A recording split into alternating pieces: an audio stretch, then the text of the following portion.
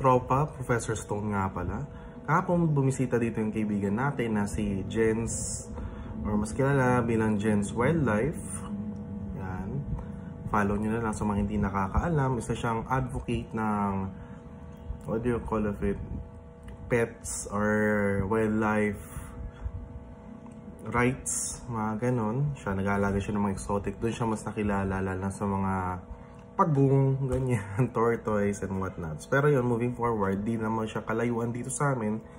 Kaya chinek niya yung mga specimens ko ng amber, specifically nga yung mosquito. Yan, di mo masyadong kita dito. Pero yun, may mga bright or clear resolutions naman tayo dito sa ating account.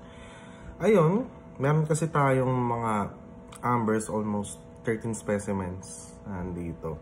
And ito, may mga raw pa ako dito na hindi ko pa siya na-check, pero last month ko pa siya na-receive.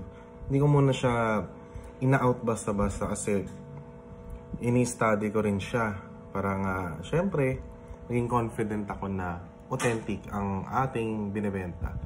Kasi ayoko rin mag-rely basta-basta sa seller or sa supplier. Gusto ko ako rin mismo mag-check. Though, authentic naman siya. Galing siya sa mga minero sa Myanmar. Ayun. Moving forward, papakita ko sa inyo yung video na nakita ni Jens. Ito nga pala yung nakita ni Jens sa collection natin. Ito under magnifying glass para makita agad natin. Yan, Ogin the cockroaches. Tatlong specimens sa isang amber. Yan, sa mga di nakakalam, isa yung fungal gnats. Fungal gnats isang uri ng langaw na hanggang ngayon existing pa rin naman siya. Though itong specimen natin is 100 million years old. Try natin without magnification kung makikita sa lens.